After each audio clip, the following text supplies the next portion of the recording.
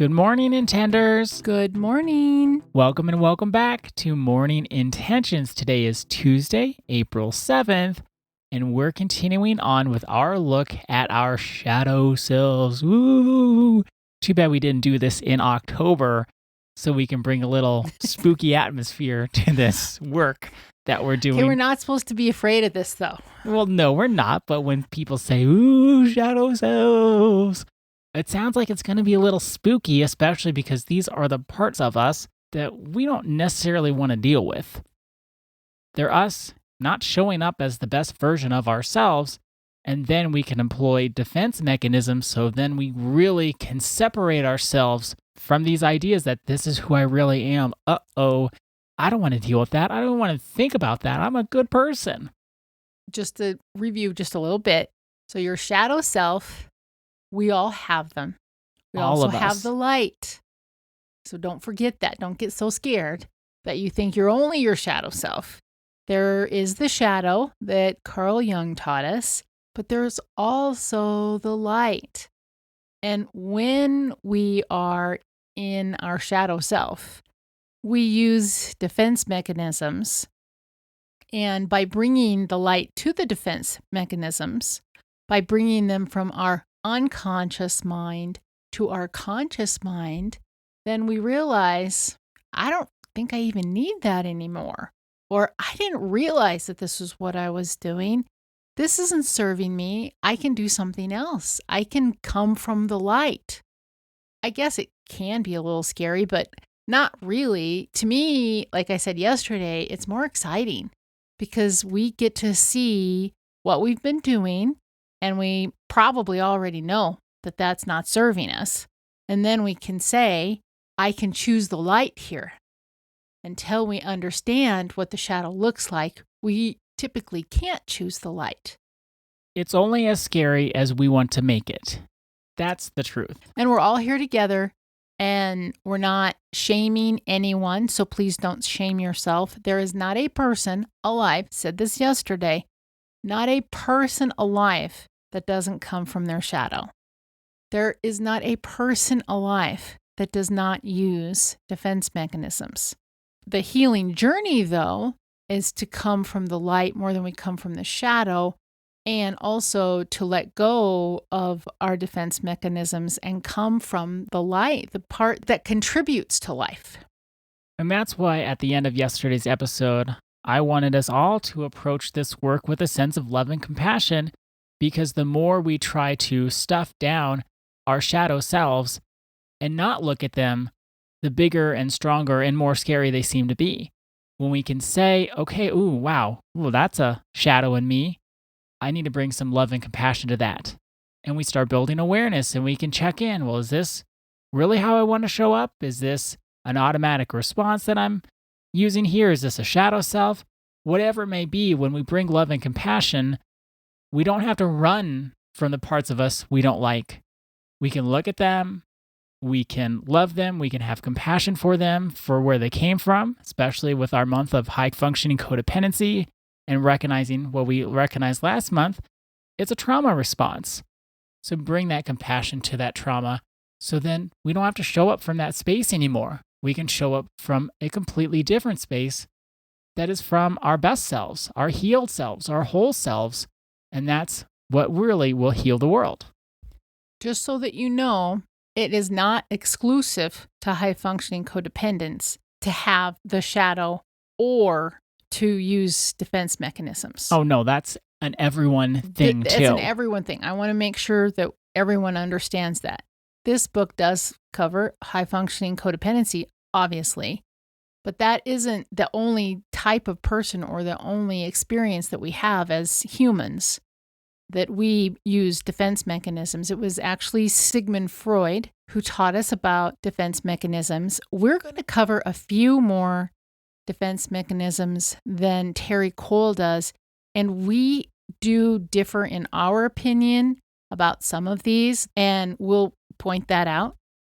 Starting with projection, right away, Terry Cole says something that I don't believe, and that it actually has made me angry in my life. It really grinds my gears. Oh, it gets me. Okay, so She's starting out on page 157. As we cover in the Shadow Self section above, projection is when we assign a feeling or a quality to another person that we deny within ourselves. Already I'm getting kind of shaky on this. Then she goes on. Have you ever heard the saying, if you spot it, you got it? Yes, I have, and I don't agree. That means you are projecting your shadow out to other people. If you are a parent and you find that one of your kids pushes your buttons exceptionally well, it could be that your kid is expressing qualities that you've suppressed. Okay, so I'm not even going to go on in reading more that she's talking about projection because this is not what I think of as projection. And this is where people can go to therapy or go to counseling and learn about this stuff, and then you kind of feel like crap. Okay? I mean, that I can was happen. Not expecting you to say. Well, that can happen. I don't know another word. So what projection is, as a person, you have this self-image. You are who you are.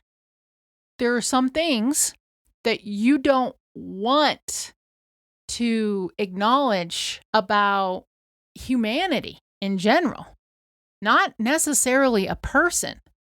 You project out murderers, people who do naughty things. And you're saying, well, that's not me. That's not me. Everything we see outside of ourselves is a projection. She's taking much too small of a view here, in my opinion. Literally everything, every person, every news story, everything that we see outside of ourselves is a projection. And why that's important is because we really are all connected to one another. That's why when we walk into a room and someone's feeling really negative, we can just feel it because we have that connection with one another. If I hear about a murderer, it's not true. I spotted, I got it, then I'm also a murderer. That's ludicrous. What projection is as a whole, as humanity, we have our identity that we've created for ourselves, and it does not include those people over there that are doing the naughty things, or that are lying, or that are cheating. And so we feel very separate from people like that. And we say, no, that's not me. I don't need to care about them. This is so important because actually you do need to care about them. We all share a planet. We all share a community. We all share a family. We project out onto other people what we don't want for ourselves. But that doesn't mean that energy, for lack of a better word, doesn't exist within humanity. And so that's where when we are projecting out onto other people, it is a defense mechanism because we're not taking responsibility for our whole experience as part of, you could call, the human family. Because we're connected to everyone we ever see or ever know. Because we all share this world together. And if I'm going to put you over the corner and say, well, you're the murderer and you're the person who steals and you're the person who lies. Oh, here I am. I'm perfect. We're never going to heal as a people. We will never have love and compassion for all of the world. This is a much too small definition of what projection is. Because truly, when we think about doing our healing work, and this goes more into the spiritual realm of personal responsibility and personal development, what we're doing in our world by projecting out anything that we don't want to look at and want to be part of who we think we are or who we are even. I can meet people who lie. That doesn't mean that I lie.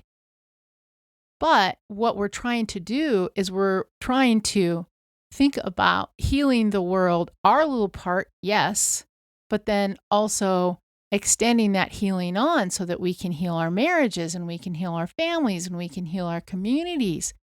And so that we're all not just projecting onto other people, we're taking responsibility within ourselves. I got a bunch to add to that, and we are out of time for today. So can we press pause? It's hard to press pause on something like this, but yes. Well, we need to. Otherwise, it's going to be like a 3-hour episode. And then my problem is that tomorrow, like when we come back in 24 hours, almost feel like we have to recap things. So we won't be able to recap. Let's just try tomorrow to take up where we left off today. Yeah, we'll dive right on in. But until then, until our next episode, our intention for today is a curiosity question. Am I interested in only my own healing, or am I interested in doing my part to heal the world? Am I interested in only my own healing, or am I interested in doing my part to heal the world? Thank you so much for joining us today. Our day is better because you are part of our day. See you tomorrow. See you then.